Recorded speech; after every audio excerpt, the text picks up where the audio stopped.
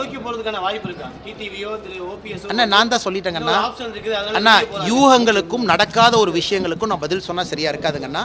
நடந்த விஷயத்தை கேளுங்க, நான் பதில் சொல்றேன். வேறங்கண்ணா தலைவா, நீங்க அதே கேள்வியை திரும்ப திரும்ப கேட்டா அதே பதில் தான் தலைவா. அண்ணா அண்ணா அண்ணா ஒரு நிமிஷங்கண்ணா. 2026 விஜய் அவங்க தாக்கத்தை ஏற்படுத்துவாங்களான்னு கேட்டிங்கன்னா ஏற்படுத்துவாங்க, அதில் எந்த மாற்று கருத்து இல்லை. ஏன்னா தமிழ்நாட்டை பொறுத்தவரை புதியவர்களுக்கு எப்பொழுதுமே வாய்ப்பு கொடுக்கக்கூடிய ஒரு இடம். மாற்றம் வேண்டும் என்று 10% வாக்காளர்கள் எப்பொழுதுமே மாற்றத்திற்காக வாக்களிக்கக்கூடிய வாக்காளர்கள் இங்கே இருக்கிறாங்க. மாற்றத்தை யார் பேசினாலும் கூட வாக்காளர்கள் மரியாதை கொடுப்பாங்க. ஸோ அந்த பாயிண்டில் வந்துங்கன்னா உங்களுக்கும் எனக்கும் டிபேட் இல்லைங்கண்ணா. நான் சொல்வது யார் ஆட்சி அமைக்க போகிறாங்க, தாக்கத்தை ஏற்படுத்துவது வேறு, ஆட்சி அமைக்க போவது வேறு, இரண்டுக்கும் வித்தியாசம் இருக்குது. விஜய் அவர்களை பொறுத்தவரை ஏற்கனவே நான் சொன்னது தான், பெரிய நடிகராக இருக்கிறாங்க, பெரிய ஒரு மாஸ் ஃபேன் பேஸ் இருக்கக்கூடிய ஒரு நடிகர். அதே நேரத்தில் உச்சத்திலிருந்து விட்டு நான் இதுக்கு வரணும் அப்படின்னு நினச்சி வந்திருக்கிறாங்கன்னு அவங்களே சொல்கிறாங்க. தாக்கம் ஏற்படுத்துவாங்களா? கண்டிப்பாக ஏற்படுத்துவாங்க. என்னுடைய நம்பிக்கை தேசிய ஜனநாயக கூட்டணி நாங்கள் ஆட்சி அமைப்போம் என்பது என்னுடைய தொடர் நம்பிக்கை. தொடர்ந்து அதை பிரதிபலித்துக் கொண்டு வருகின்றேன். கூட்டணியிலிருந்து வெளியே போகக்கூடிய டிடி தினகரன் அவர்களையும் ஓபிஎஸ் அவர்களையும் நீங்கள் தொடர்பு கொண்டு பேசலாம் சொல்லியிருக்கீங்க. மறுபடியும் பாஜகவுடைய தேசிய தலைமை அவர்களை தொடர்பு கொண்டு பேசுறதுக்கான வாய்ப்புகள் இருக்குதா?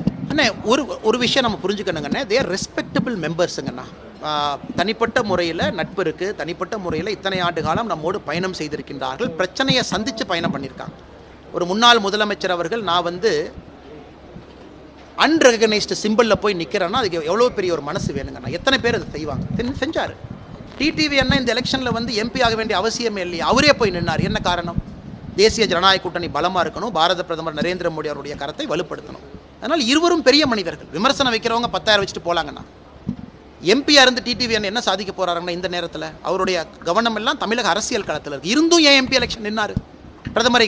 பிரதமருடைய கரத்தை வலுப்படுத்துவதற்காக. ஓபிஎஸ் அண்ணனை பற்றி நான் சொன்னேன். அதனால் இருவரும் மீது மிகப்பெரிய மரியாதை நான் வைத்திருக்கின்றேன், மிகப்பெரிய கௌரவம் வச்சிருக்கிறோம், நம்ம கட்சி வச்சிருக்கு.